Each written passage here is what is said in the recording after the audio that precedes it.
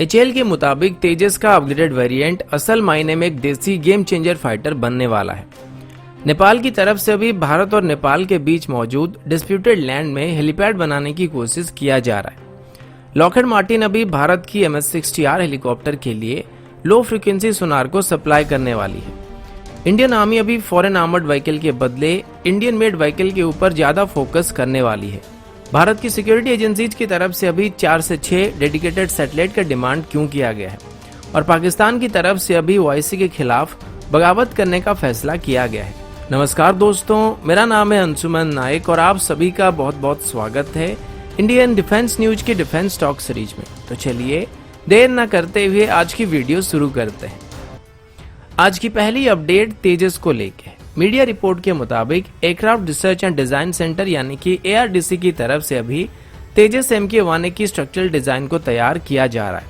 ये एचएएल का एक पार्ट है और अभी ये तेजस MK-1A में कुछ एडिशनल चेंजेस करने वाले हैं और ये सभी चेंजेस तेजस MK-1A की प्रोडक्शन टाइमलाइन के 6 महीने पहले ही पूरा हो जाएगा। एचएएल का कहना है कि अगर वो अभी की स्पीड से चलते हैं तो 2021 की शुरुआत में ही तेजस MK-1A की टेस्ट फ्लाइट को शुरू किया जा सकता है और ऐसे करीब 200 टेस्ट फ्लाइट को कंप्लीट करने के बाद इसको इंडियन एयरफोर्स के लिए क्लियर किया जाएगा। अभी तेजस की जो 2 LSV यूनिट मौजूद है उनमें अभी MK-1A कॉन्फ़िगरेशन के साथ सभी सिस्टम को इंस्टॉल करके टेस्ट किया जा रहा है और एचएएल को उम्मीद है कि 2022 से 2023 के बीच जब ऑफिशियली तेजस MK-1A की प्रोडक्शन शुरू किया जाएगा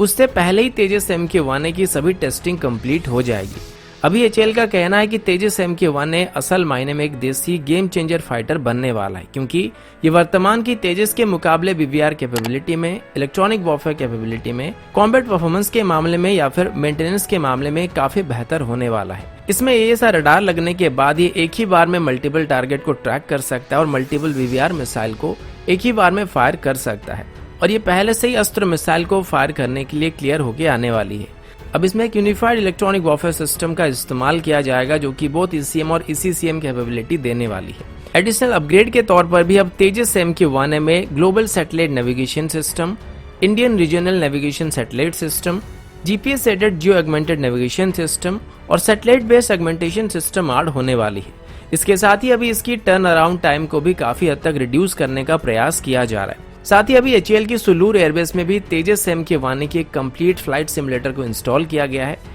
इसके लिए पहले ही इंडियन एयरफोर्स की तरफ से ADA को रिक्वेस्ट किया गया था और ADA की तरफ से जून के महीने में इसको अपग्रेड करना शुरू किया गया था और ये काफी जल्दी कंप्लीट होने वाली है और इसकी मदद से हमारे नए पायलट्स को काफी इजीली यहाँ पर ट्रेनिंग दिया जा सकता है। अगला अपडेट नेपाल की तरफ से है। 2 दिन पहले मैंने आप सभी को बताया था कि नेपाल अभी बिहार की वेस्ट चंपारण डिस्ट्रिक्ट में इंडो नेपाल बॉर्डर में मौजूद कुछ डिस्प्यूटेड रीजन में हेलीपैड बनाने की कोशिश कर रहा था।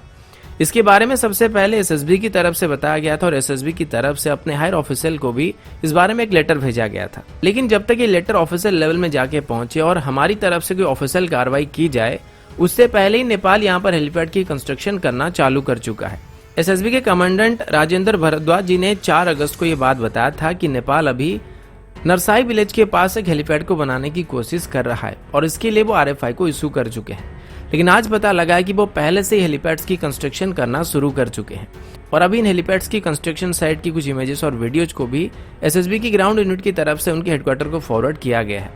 SSB का कहना है कि सिर्फ यहीं पर नहीं बल्कि नेपाल अभी 2 और हेलीपैड को भी वाल्मीकि नगर और उज्जैन एरिया में बनाने की कोशिश कर रहा है और ये सब एक्टिविटी रिसेंटली तेज हुआ है जब से KP ओली नेपाल के नए मैप को इशू किए हैं और अभी अगर इसी तरीके का हरकत नेपाल की तरफ से जारी रहता है तो भारत और नेपाल के संपर्क काफी हद तक खराब होने की उम्मीद किया जा रहा है।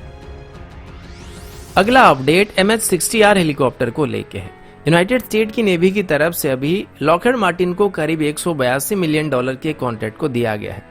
जिसमें लॉकहीड मार्टिन की तरफ से 39 AN/SQ-22 एयरबॉर्न लो फ्रीक्वेंसी सोनार को US नेवी को डिलीवर किया जाएगा। इनमें से 8 को US नेवी अपने MS-60R हेलीकॉप्टर में इस्तेमाल करने वाली है, 7 को डेनमार्क को डिलीवर किया जाएगा और बाकी बचे 24 को इंडियन नेवी को मिलने वाली MS-60R हेलीकॉप्टर में इंटीग्रेट करके भारत को डिलीवर किया जाएगा। इसी साल की शुरुआत में यानी कि फरवरी के महीने में भारत की तरफ से यूनाइटेड स्टेट के साथ 24 MS-60R हेलीकॉप्टर को खरीदने के लिए एक डील को फाइनल किया गया था और इसमें भारत यूनाइटेड स्टेट से हेलीकॉप्टर के साथ साथ कोंग्सबर्ग नेवल स्ट्राइक मिसाइल को भी खरीद रही है। भारत को अगले साल की शुरुआत में ही 3 MS-60R हेलीकॉप्टर को डिलीवर कर दिया जाएगा, जो कि इनिशियली यूएस नेवी के स्टॉक से आने वाली है, और उसके बाद बाकी बचे हेलीकॉप्टर्स को भारत को 2024 से पहले डिलीवर कर दिया जाएगा। AN/SQ-22 सोनार की बात करें तो इसकी मदद से MS-60R helicopter under water vessel और मेनली दुश्मन की सबमरीन को डिटेक्ट कर सकता है, और अभी अकेला ऐसा सोनार है जो कि मल्टी फ्रीक्वेंसी ऑपरेशन को कर सकता है। ये किसी भी तरह के कंडीशन में काम कर सकता है, और इसका सर्च टाइम और रेंज काफी ज्यादा है, जिस वजह से हमारा एक ही हेलीकॉप्टर काफी सारे एरिया को इजीली स्कैन कर सकता है। MS-60R हेलीकॉप्टर को अभी यूएस के अलावा ऑस्ट्रेलिया और डेनमार्क भी इस्तेमाल करते हैं, और अभी के हिसाब से ये एक रिलायबल नेवल मल्टीरोल हेलीकॉप्टर है, जिसे कई तरह के नेवल मिशन में जैसे कि search and rescue, medevac, anti submarine, anti ship और सरफेस वॉरफेयर में भी इस्तेमाल किया जा सकता है। लो फ्रीक्वेंसी सोनार के अलावा इन हेलीकॉप्टर्स में अभी MTS flare system, AN/APS-147 multimode radar और डेडलिंग सिस्टम भी दिए गए हैं।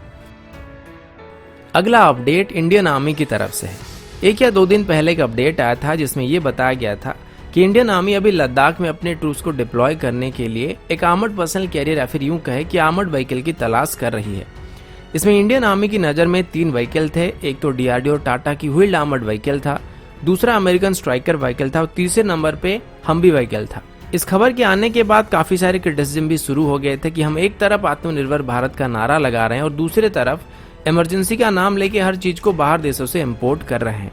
लेकिन अभी टाइम्स नामक एक रिपोर्ट के मुताबिक इंडियन आर्मी अभी सबसे ज्यादा अहमियत यहाँ पर टाटा की व्हील्ड आर्मर्ड व्हीकल को दे रही है। हालांकि अभी तक इसे रियल वर्ल्ड कंडीशन में टेस्ट नहीं किया गया है, पर परफॉर्मेंस के लिहाज से ये अमेरिकन स्ट्राइकर व्हीकल की बराबरी कर सकता है और इसमें 2 से 3 एक्स्ट्रा पैसेंजर को भी कैरी किया जा सकता है। इसको पहले भी इंडियन आर्मी की तरफ से हिमालयन रीजन में टेस्ट किया जा रहा था, लेकिन अभी तक इसके रिजल्ट के बारे में कोई डिटेल पब्लिक नहीं किया गया है। इस व्हीकल को इंडियन आर्मी चाहे तो मल्टीपल ऑपरेशन के लिए भी डिप्लॉय कर सकती है और इसे सिर्फ एक आर्मर्ड पर्सनल कैरियर व्हीकल के अलावा रिकॉनेंस व्हीकल और लॉजिस्टिक सपोर्ट व्हीकल के तौर पर भी इस्तेमाल किया जा सकता है। वहीं पर प्राइस के हिसाब से भी अगर देखा जाए तो इसकी प्राइस अमेरिकन स्ट्राइकर व्हीकल के मुकाबले लगभग आधी है। तो अभी के हालात के हिसाब से देखा जाए तो इंडियन आर्मी की प्राइमरी इन्फेंट्री कॉम्बैट व्हीकल या फिर व्हील्ड आर्मर्ड व्हीकल की बात करें तो ये सबसे आइडियल चॉइस होने वाली है।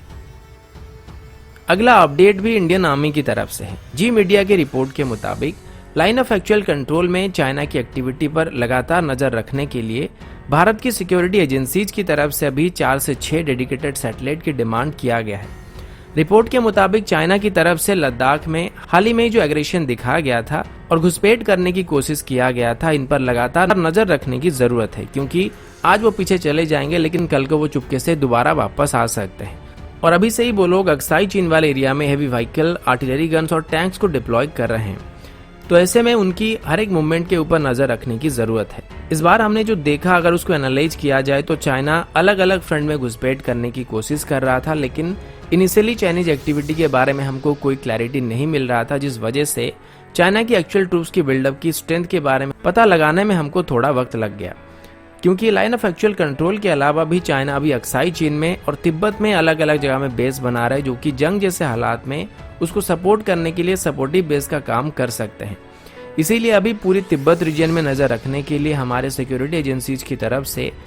6 डेडिकेटेड सैटेलाइट का डिमांड किया जा रहा है, जिसमें वेरी हाई रेजोल्यूशन की कैमरा और सेंसर लगे होने चाहिए और ये पूरे 2400 घंटे उन एरिया में निगरानी करेंगे। क्योंकि अभी हमको सिर्फ लद्दाख या हिमाचल नहीं बल्कि पूरे तिब्बत के ऊपर नजर रखना पड़ेगा, क्योंकि चाइना अभी लद्दाख से लेकर अरुणाचल प्रदेश तक पूरी लाइन ऑफ एक्चुअल कंट्रोल में अलग अलग जगह में घुसपैठ करने की कोशिश कर रहा है। और अभी हिमाचल प्रदेश के डीजीपी का भी कहना है कि 11 अप्रैल को और 20 अप्रैल को 2 बार चाइनीज हेलीकॉप्टर हमारे एयर स्पेस में घुसपैठ किए थे, लेकिन 15 जून के बाद चाइना की कोई भी एयर एक्टिविटी अभी हिमाचल प्रदेश के आसपास नहीं देखा गया है।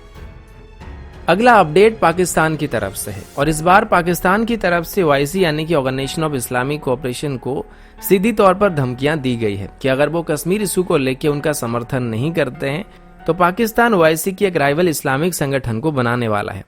द वीक में इसको लेकर एक रिपोर्ट आया जिसमें यह बताया गया है कि पाकिस्तान के फॉरेन मिनिस्टर साहब महमूद कुरैशी ने OIC को रिक्वेस्ट किया है कि वो कश्मीर मुद्दे को लेकर उनको सपोर्ट करे और अगर वो उनका समर्थन नहीं करते हैं तो वो इमरान खान को बोलकर उन कंट्रीज को इकट्ठा करेंगे जो कश्मीर मामले में उनका समर्थन कर रहे हैं।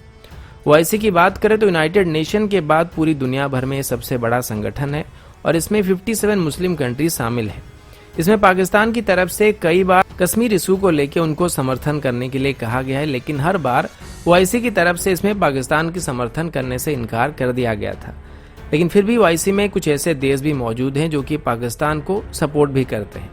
लेकिन ये यूएई और सऊदी अरब जैसे देशों के आगे कुछ नहीं कर सकते हैं। पिछली बार भी कुछ ओआईसी के मेंबर पाकिस्तान को समर्थन करने के लिए आगे आए थे, लेकिन अंत में सऊदी ने इसको ब्लॉक कर दिया था। इस वजह से पाकिस्तान अभी टर्की, कतार, मलेशिया और ईरान को मिलाकर एक और संगठन को बनाने की कोशिश कर रहा है, और इसको लेके इमरान खान ने पहले भी उन देशों के साथ बातचीत किया था। हालांकि ये 2019 की बात है और तब मलेशिया के प्रेसिडेंट महातिर मोहम्मद थे और उनके कार्यकाल के दौरान मलेशिया काफी एंटी इंडिया स्टेटमेंट दे रहा था, लेकिन अभी सरकार बदलने के साथ साथ भारत और मलेशिया के संपर्क भी काफी हद तक स्टेबल हो चुके हैं।